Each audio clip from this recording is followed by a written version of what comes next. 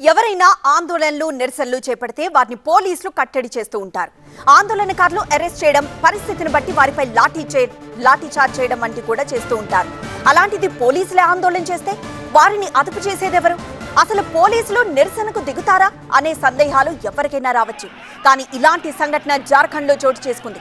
తమ సమస్యల పరిష్కారం కోసం రాంచీలోని సీఎం కార్యాలయాన్ని ముట్టడించేందుకు ప్రయత్నించారు పోలీస్ సిబ్బంది.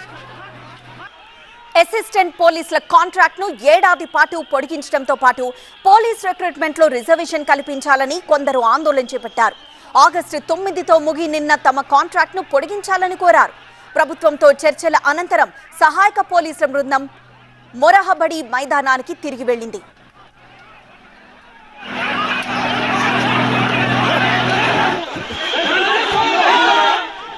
అయితే దీనిపై ప్రభుత్వం స్పష్టమైన హామీ ఇవ్వాలని డిమాండ్ చేస్తూ వారంతా సీఎం నివాసాన్ని ముట్టడించేందుకు ప్రయత్నించారు. అక్కడ వారిని భద్రతా బలగాలు అడ్డుకున్నాయి.